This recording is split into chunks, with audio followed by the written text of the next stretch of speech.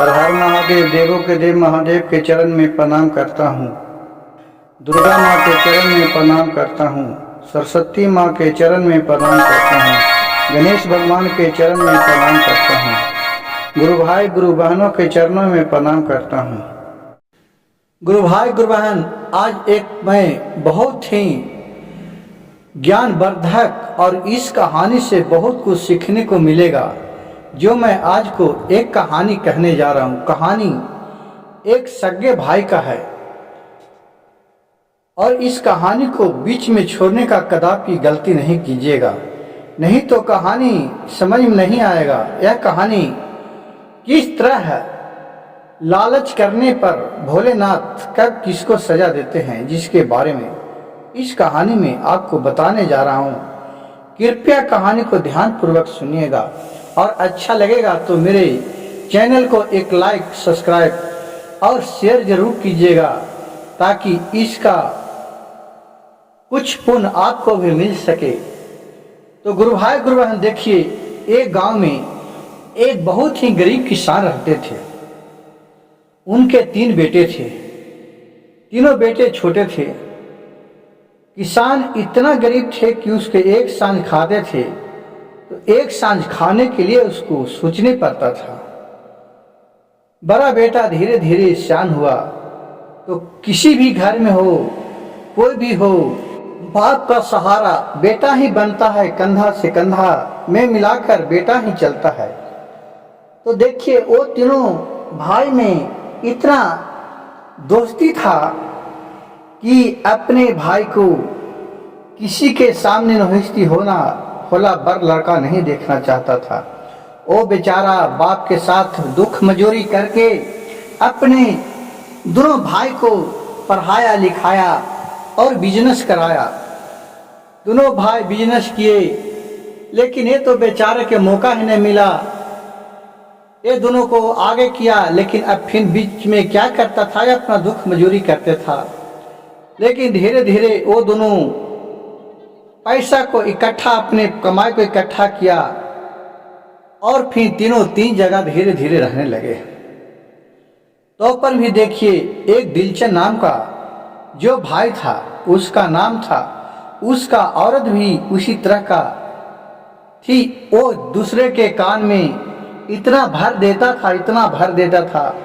कोई भी अगर काम घर में करना रहे तो कहे कि हम का अकेले करेंगे, और जो बड़का भैया कमा रहा वो क्या करेगा, अब हिस्सा दो, हिस्सा में लगा के करते थे। और जब बड़े भाई कोई भी काम करते थे, किसी भी घर के लिए, घर बनाना हो, कहूँ जाना हो, किसी को न्योता पानी जाना हो, तो जितना उसके पास सक्षम रहता था बेचारा के पास, उतना में अपना कर लेता था। लेकिन यही जो दिलचंद था, उसका जब कहूँ से आए तो वो छोटा मोटा दे देता था, और उसका औरत भी उतना चलवात थी। धीरे धीरे गुरु भाई गुरु बहन, देखिए क्या हुआ कि भोलेनाथ की कृपा, वो बहुत ही तीनों देवता देवी को मानते थे। जो दिलचंद था वो धीरे धीरे बहुत ही वो लोगों के साथ बैठना उठना, खियाना पियाना, दान दक्षिणा करने में बहुत आगे था, जिससे उसके ऊपर देखिए शिव गुरु का हल्का सा अंश आ गया। अंश मतलब कि शिव गुरु का दया उस पर हल्का सा छा गया, जिससे वो करोड़पति हो गया। और जो नीचे वाला वर्ग था वो बेचारा गरीब के गरीब ही रह गया। लेकिन देखिए, तो पर भी वो करोड़पति था, उसके बाद भी उसको संतोष नहीं था, उसका औरत का संतोष नहीं था। कोई भी अगर अच्छा तरी दोनों था जो खाते रहता था तो उस पर बहुत ही चौपलिशी करती थी और लगती थी कि मैं कितने महारानी हूँ। क्या कीजिए, देखिए, सब ऊपर वाला की लेखा कोई नहीं मिटा सकता है। अब यहाँ से एक कहानी गुरु भाई गुरु बहन शुरू होता है, नया मोड़ लेता है कि लालच बुरी बलाए, किस तरह लालच करने पर आदमी को उसका श्राप का कारण भुगतना पड़ता है। जो देखिए, कोई भी भाई भाई हो, नहीं चाहता कि मेरे भाई का तकलीफ हो, सदैव सब चाहता है कि मेरे भाई अच्छा रहे जिसमें हमारे भी नाम हो। लेकिन गुरु भाई गुरु बहन, मैं यह बात नहीं कहना चाहता हूँ, लेकिन कहने पड़ता हो कि औरत ही लक्ष्मी है, औरत ही सरस्वती है, औरत ही दुर्गा है। औरत जिस तरह से घर को चाहेगा उस तरह से कर सकता है, क्योंकि जो तिरिया चरित्र है, जो औरत में हो किस तरह मर्दाना को बस में करता है, जो औरत ही जानता है। इस तरह इतना कान भरता था वो दिलचंद को कि दिलचंद को भी भाई भाई दुश्मन लगने लगा कि नहीं, ठीक ही मेरे औरत कहता है। और जो भी अच्छा कमाने वाला था उसको अपने चापलूसी में करके अपने दोनों मिल गए और बड़े वाले भाई को हिगरा दिए, क्योंकि वो गरीब था, वो कमाता खाता था। लेकिन देखिए गुरु भाई गुरु बहन, वो गरीब था, कमाता खाता था, लेकिन उसके पास किसी भी तरह का लोभ मोह नहीं था। वो जितने में कमाता था उतने में अपने खाता था और अपने मस्त रहता था। लेकिन जो दिलचंद की औरत थी उसके पास करोड़ों को संपत्ति था, लेकिन देखिए उसके पास संतोष नाम का चीज नहीं था। तो देखिए यहां से जब आदमी के पास पैसा हो जाता है तो अनेक तरह का शौक करता है। तो उन्होंने एक कुत्ता और एक बिल्ली पोसा। कुत्ता और बिल्ली पोसा, कुछ दिन दोनों के जब खाते थे तो खिलाते थे, तो कुत्ता को भी दे देता था और बिल्ली को भी दे देता था, एक रोटी दोनों के बांधा था। देखिए जब धीरे धीरे पाप किस तरह के मंडराने लगता है और लोभ आदमी के पास किस तरह के होता है, जिसके बाद वो पाप का भागी बनता है। तो उसके पास किसी चीज का कमी नहीं था। तो एक दिन वो कुत्ता को जब देने के लिए रोटी निकाला तो बिल्ली घर में रहती थी, तो बिल्ली खा गया रोटी दोनों। तो कुत्ता बोल रहा है बिल्ली से, अरे कुत्ते बिल्ली, तूने मेरे हक का रोटी तो खा लिया, अब मैं क्या खाऊं, मैं दिन भर का भूखा रहूं। तो बिल्ली ने बोला, देखो भाई संतोष करो, क्योंकि राजा का घोड़ा कल मरने वाला है। तुम घोड़ा को नोच नोच के जब गाड़ेगा तो वहां खा जाना, तुमको पेट भर जाएगा। कहा कि ठीक है, चलो तुम्हारे बात मानता हूं। अब ये बात था जो दिलचंद सुन रहा था। देखिए उसके पास ज्ञान आ गया, वो सभी को बात सुनने लगा। पशु पंछी का भी बात उसको ज्ञान हो गया, वो सुनता था। कहा कि मेरे तो घोड़ा मर जाएगा। अच्छा, वो अपने मंत्री से बोला कि हे मंत्री, जाओ घोड़े को बेच लाओ। वो सोचा कि घोड़ा के बेच देता हूँ, ऐसे मर जाएगा, बेच दूंगा 2 पैसा आ जाएगा, ऐसे तो मर जाएगा तो और हमें वहां ले जाके दफन करने में खर्चा होगा और परेशानी होगा। वो बेच दिया, लेकिन घोड़ा का तो मरना था। वो घोड़ा ले गया जो आदमी उसके कि हाँ कल घोड़ा मर गया, क्योंकि उसको मृत्यु नजदीक में था। होनी को कोई नहीं टाल सकता है, होनी जो रहता है वो तो होकर ही रहेगा। वो बेचारा कहा कि ओह कैसा हाथ से मैं लाया था घोड़ा, वो अपने किस्मत पर अफसोस करने लगा। फिर दूसरे दिन तीसरे दिन खाना खाने लगा, फिर निकाला कुत्ता के लिए, फिर बिल्ली दोनों को खाना खा गया। तो कुत्ता ने कहा, अरे बिल्ली, तूने तो मेरे अंश का खाना खा गया, तुम बहुत स्वार्थी हो। अब मैं तो दिन भर भूखा रहूंगा, अब क्या खाऊंगा।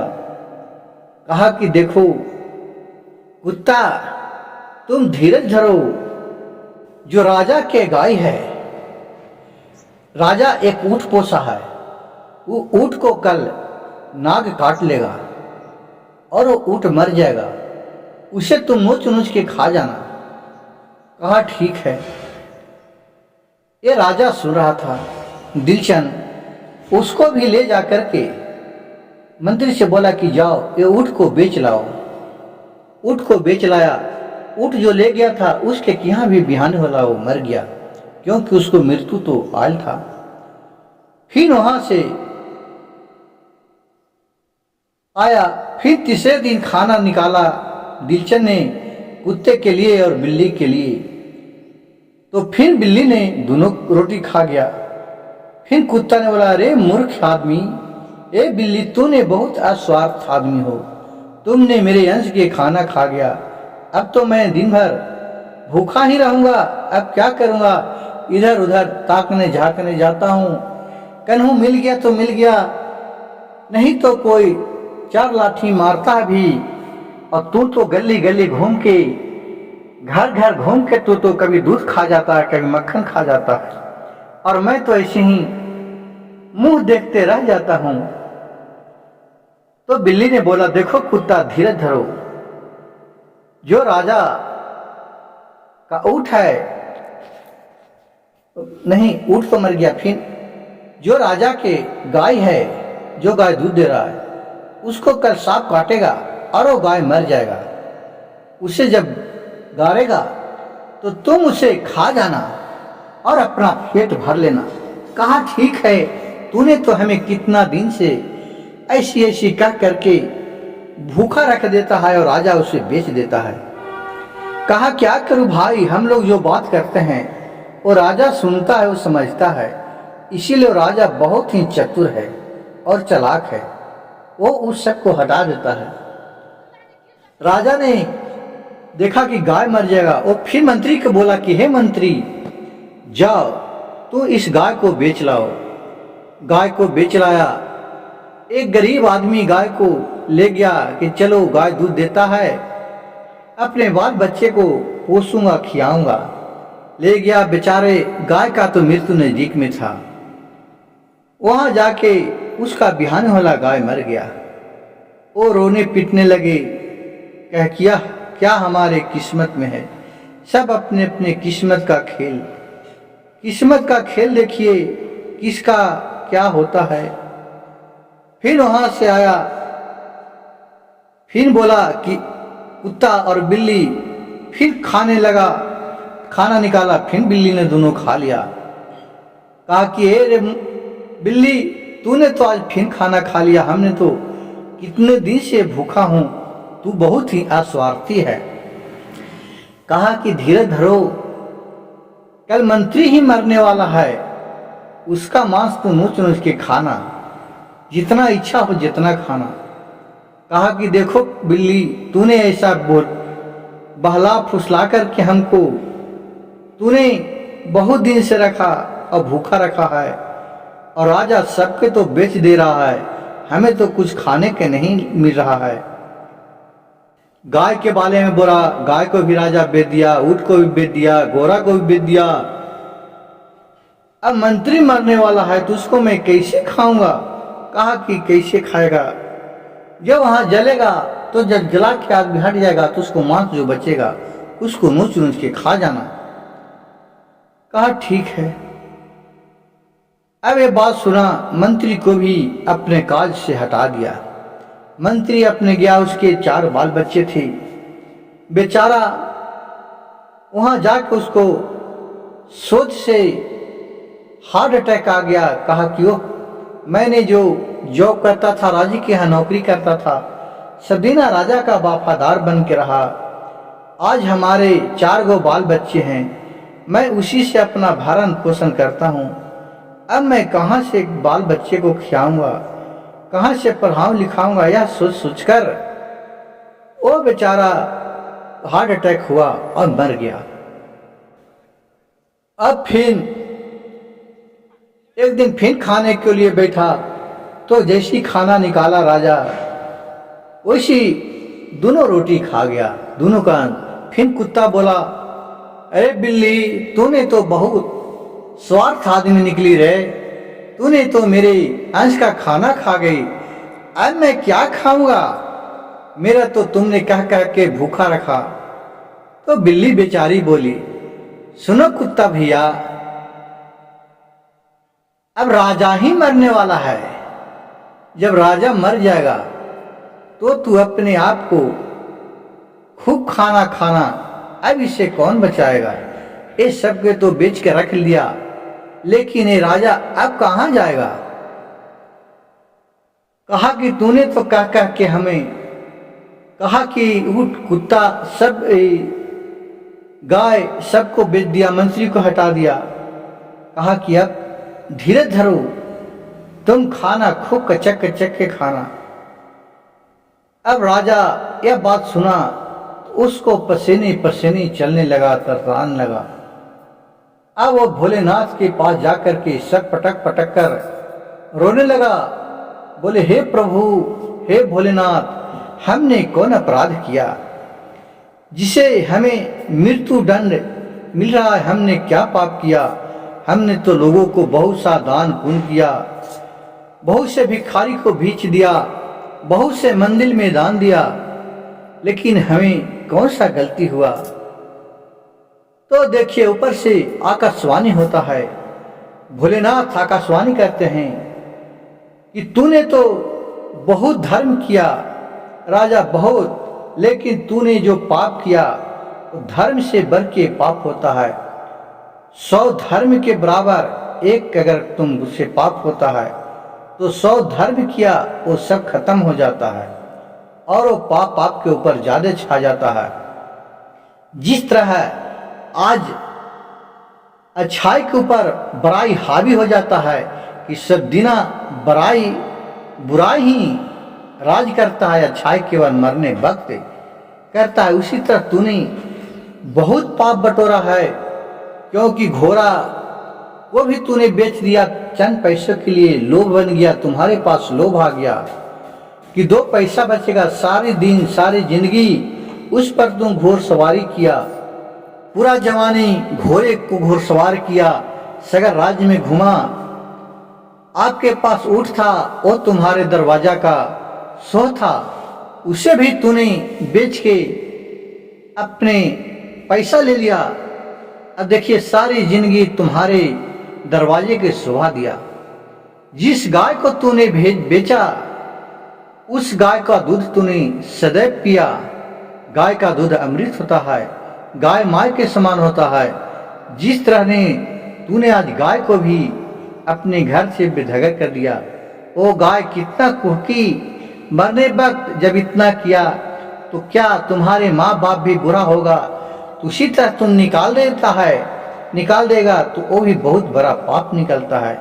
जिस माँ बाप ने तुम्हें 9 महीना अपने उदर में पेट में पाला, तुम्हारे अंगुली पकड़ के चलना सिखाया, तुम्हें कोर कोर करके खाना सिखाया, दादा मामा पप्पी बोलना सिखाया, उसी को तूने आज नजरअंदाज कर देता है कि वो हमारे कौन है।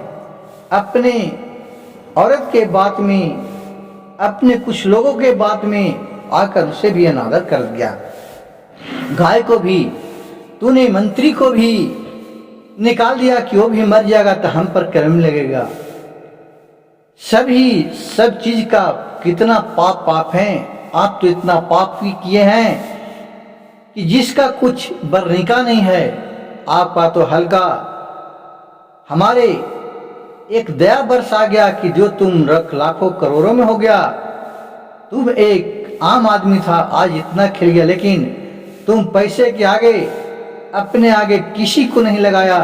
तुम्हारे पास बहुत ही लोभ हो गया, अब तुम्हें कोई नहीं बचा सकता है। बहुत ही गिड़गिड़ाने लगा, रोने लगा भोलेनाथ के ऊपर। लेकिन भोलेनाथ इतना आकाशवाणी करके और अंतर ध्यान हो गए। बिहानी होला आए, वहां से जमजुत आए और इसे प्राण हरने के लिए वो जा रहे थे और किसी में पैर फिसला, वो गिर गया और उनका प्राण निकल गया। अब जमदूत उसे पैर में रस्सी बांध करके काटे कुसे दिलचन को घिसिया करके ले जा रहा था। पूरा इधर छिला रहा है, उधर छिला रहा है। अब वहां ले गया तो भोलेनाथ के पास दरबार लगा था। वहां अब इसका पन्ना उल्टा गया तो इसका पन्ना में देखा किस तरह से राजा बना और किस तरह से ये लोगों के पास अत्याचार किया। इसका वहां सारी भोलेनाथ कह करके सुनाए कि तुम्हें हमारे बहुत ही बीच में भक्ति भाव करने लगा। जिसके कारण तू पहले बहुत गरीब था, जिसके कारण तुम अमीर हुआ, लाखों करोड़ों में खेलने लगा, लेकिन तुम्हारे पास इतना लोभ आ गया, इतना आ गया कि तुम अपने घमंड के आगे किसी को भी नहीं लगाया, अपने पैसे के आगे किसी चीज को भी नहीं लगाया। लगा कि सबसे बड़ा पैसा ही है, लेकिन पैसा नहीं है। तुमने इतना पाप किया कि जो तुम्हें स्वर्ग में रहने का अधिकार नहीं है, और वहां से उसे नरक में ढकेल दिया। गुरु भाई गुरु बहन, देखिए, जब हम सांस लेते हैं तो भी भगवान अंदर भी हैं, और जब सांस छोड़ते हैं वो भी प्रभु के कृपा से ही छोड़ा जाता है। अंदर जो सांस लिए तो हमारे पास कैसा गंध जा रहा है वो मेरे नाक को पता चलता है कि इस जगह पर लैट्रिन करल है कि मरल है कि पेशाब करल है, कैसा है स्थान, वहाँ के वातावरण के अनुसार हमें पता चलता है। और जब हम अंदर से निकालते हैं वो श्वास कैसा निकल रहा है, हमने क्या खाया क्या पिया, कहूँ धुआं ढेकार तो नहीं आ रहा है, उसी तरह का अंदर से श्वास निकलता है। तो देखिए आदमी का समय किस तरह बदलता है। इसी को कहा गया है गुरु भाई गुरु बहन की लालच बुरी बलाए। अगर मेरी कथा कहानी अच्छा लगे तो कृपया मेरे चैनल को एक लाइक, सब्सक्राइब, शेयर जरूर कीजिएगा। कमेंट बॉक्स में हर हर महादेव लिखना नहीं भूलिएगा। जो भी कथा कहानी को अंत तक सुने उसे भोलेनाथ के कृपा उनके ऊपर सदा बने रहता है। हर हर महादेव, घर घर महादेव।